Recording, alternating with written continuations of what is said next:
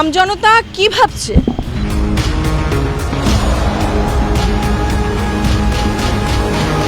সরকারি পরিষেবা কতটা পেয়েছে? শিক্ষা ব্যবস্থা কতটা এগোলো? আপনাদের কথাই আমরা তুলে ধরবো, আমরাই তুলে ধরবো, আমরাই দেখাবো ভোট জনতায়। নমস্কার, আপনারা দেখছেন TV24 বাংলা, সঙ্গে রয়েছে আমি সুস্মিতা, আর আপনারা দেখছেন ভোট জনতার আরও একটি পর্ব। ভোট জনতায় আজকে আমরা জনসংযোগ করতে এই মুহূর্তে চলে এসেছি লালবাগের কাটরা মসজিদের সামনে। এখানকার আজকে আমরা দেখতে পাচ্ছি সাধারণ মানুষের প্রচুর ভিড়, কেউ বাইরে থেকে রয়েছে, কেউ এখানকারই বা লোকাল। কিন্তু আমাদের বিষয় সামনে নির্বাচনকে ঘিরে, সেটা আমরা ভুলে যাব না। আমরা সেই নির্বাচন রিলেটেড কথাবার্তাই এখন সাধারণ মানুষের সাথে কথা বলবো। আসুন আমার সাথে।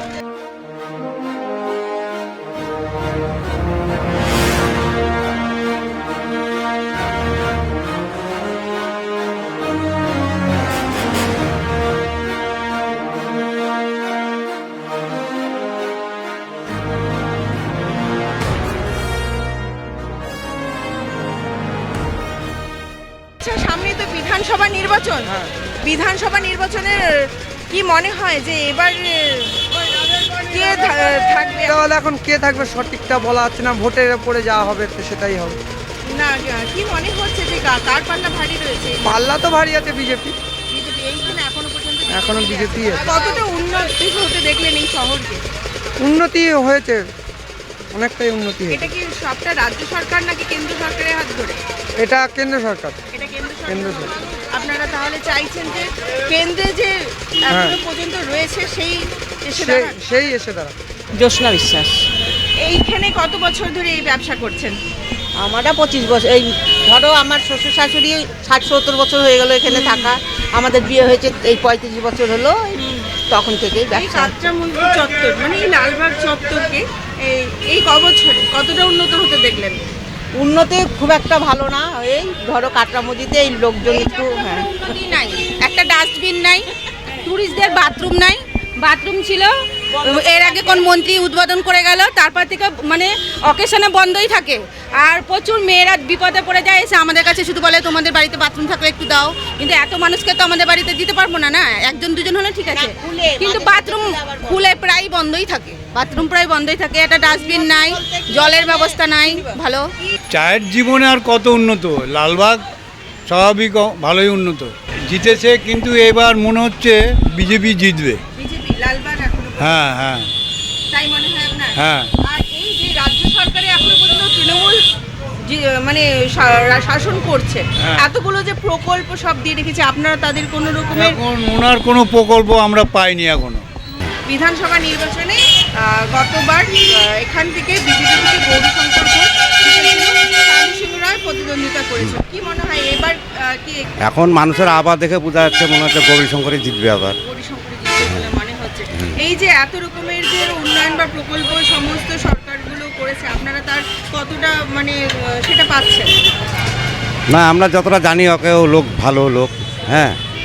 তবে আমরা পাশের পাড়াতে থাকি, ওখানে কাজ করি পাশের পাড়ায়। আমি এখানে বেশিক্ষণ থাকি না, আমি একটা কাজ করি, গড্ডেশালমারি কাজ করি। তবে ওইখানে পাশে ওর বাড়ি, ওখানটা আমরা জানি, সবাই বলে যে ভালো ছেলে ও। না, উন্নত ভালো হয়েছে, চারিদিকে সবাই উন্নতি, সব চারিদিকে দেখছি রাস্তাঘাট সবই হচ্ছে, সব রাস্তাতে কাজ হচ্ছে, সব দেখতে পাচ্ছি। রয়েছে লালবাগে দাঁড়িয়ে লালবাগের সাধারণ মানুষের সাথে আমরা জনসংযোগ করার চেষ্টা করছি, জানতে চাইছি ভোটের হাওয়া কোন দিকে। আসুন কথা বলি। কি মনে হচ্ছে সামনে তো বিধানসভা নির্বাচন, ভোটের হাওয়া কোন দিকে? ভোটের হাওয়া অল্প হলেও তৃণমূলের দিকেই আছে, তৃণমূলই সরকার করবে, যা লোকজনের কাছে যা শুনতে পাচ্ছি। কেন মনে হয় এখানে কতটা, এই যে আপনি তো এত বছর ধরে এখানে কাজ করছেন, এখানে অনেক বছর, এই যে লালবাগ যে চত্বর না, কতটা উন্নত হয়েছে? অনেক রাস্তাঘাট হ্যান অনেক কাজই হচ্ছে, ঘর বাড়ি লোকে পাচ্ছে, ভাতা পাচ্ছে, সরকার থেকে যা দিচ্ছে লোকে প্রচুর পাচ্ছে, প্রচুর। আমি অন্য জায়গার কথা বলতে পারবো না, আমাদের লালবাগ শহরে সবাই পেয়েছে আবাস যোজনার টাকা, সবাই পেয়েছে, বার্ধক্য ভাতাও পাচ্ছে, লক্ষ্মীর ভাণ্ডারও 1,500 টাকা পাচ্ছে। Only for this town sub divisional town of Lalbagh, বুঝলেন তো? তো এখানে সবাই পেয়েছে, যার জন্য তৃণমূল কংগ্রেস এই লালবাগ শহর থেকে প্রায় আপনার 30-35 হাজার ভোট বাঁধা।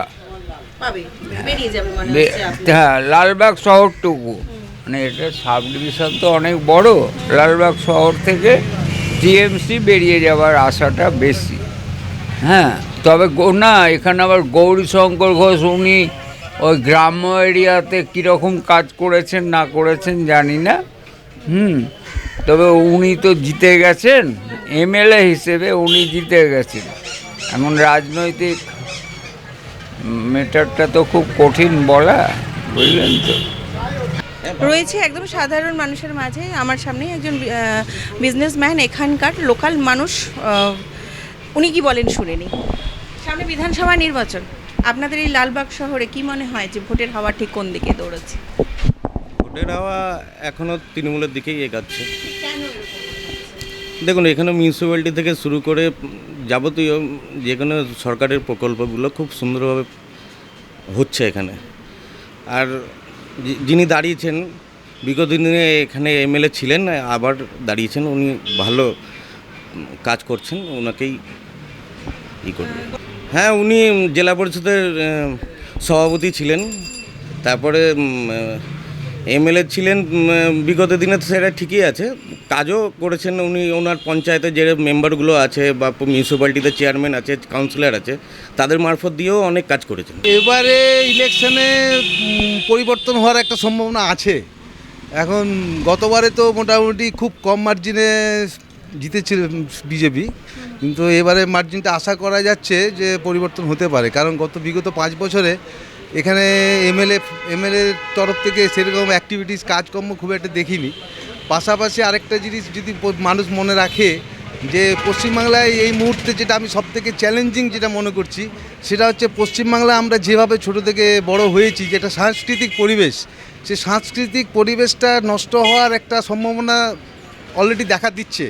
আর মানুষের সঙ্গে একটা সম্পর্ক নষ্ট হওয়ার একটা পরিকল্পনা দেখতে পাচ্ছি।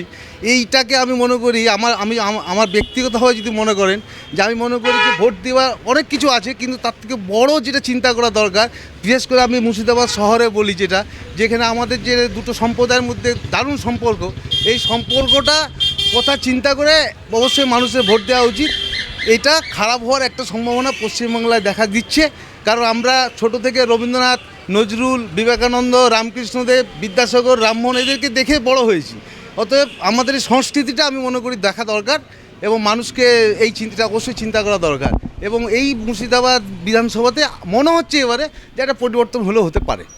পরিবর্তন বলতে যদি আপনি বুঝছেন, আমরা যে দেখতে পাচ্ছি মিডিয়া বা যে পরিবর্তনগুলো দেখতে পাচ্ছি, যে কথাগুলো বলছে, দুটো জিনিসের মধ্যে আমি আমার ছোট্ট মস্তিষ্কের বুদ্ধিতে যেটুকু বুঝতে পারছি, যে প্রতিশ্রুতিগুলো মমতা ব্যানার্জি দিয়েছে আজ পর্যন্ত, সেই প্রতিশ্রুতিগুলো মানুষ অন্তত 100% না হলেও 90% চোখের সামনে দেখতে পাচ্ছে।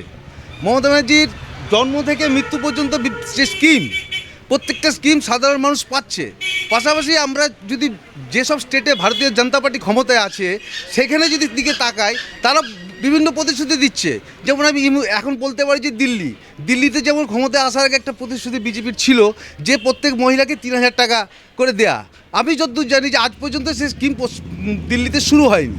এবং মধ্যপ্রদেশেও দেখুন একই স্কিমে ক্ষমতায় এসেছিল, কিন্তু তারপরে আপনি দেখুন প্রচুর মহিলার নাম বাদ গেছে, টাকা দেওয়া শুরু হয়েছে, কিন্তু তারপরও প্রচুর মহিলাকে বাদ দিয়েছে। মহারাষ্ট্র আমরা এক জিনিস দেখছি, যেমন একটা প্রতিশ্রুতি আমরা এখন দেখতে পাচ্ছি যে 6 মাসের মধ্যে সমস্ত এমপ্লয়মেন্ট যা পোস্ট ফাঁকা আছে সব চাকরি দিয়ে দেওয়া হবে।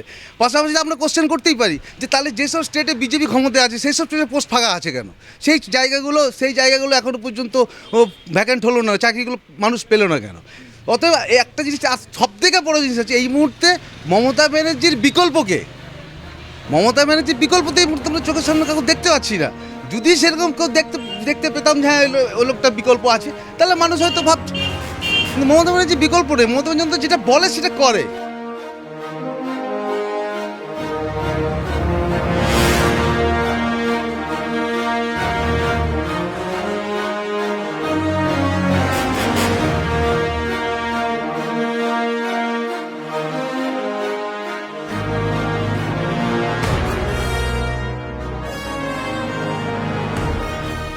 চরক স্কয়ার হসপিটাল সুস্থতার একমাত্র ভরসা। জেলায় প্রথম একই ছাদের তলায় সমস্ত অত্যাধুনিক উন্নত মানের চিকিৎসা পরিষেবা, উন্নত মানের IPD, ICU, CCU, NICU, PICU, dialysis, 7টি modular OT, orthopaedic, paediatric, urology, gynaecology, 24 ঘন্টা অভিজ্ঞ চিকিৎসক। এছাড়াও জেলায় প্রথম ক্যাথল্যাব, সিমেন্স, আর্টিসান, এক্স মেশিনের পরিষেবা থাকছে চরক স্কয়ার হসপিটালে। 24 ঘন্টা private blood bank, MRI, CT scan, digital X ray, cath ল্যাবের পরিষেবা। ওপিডিতে বসছেন বিশিষ্ট চিকিৎসকেরা। রয়েছে স্বাস্থ্যসাথী কার্ডে চিকিৎসার সুব্যবস্থা। Charak square hospital, 79 Panchanantala, Chaltia, Baharampur, Murshidabad.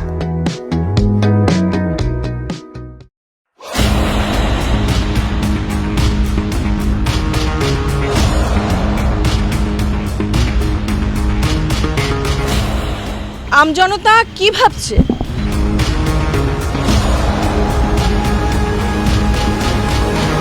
সরকারি পরিষেবা কতটা পেয়েছে?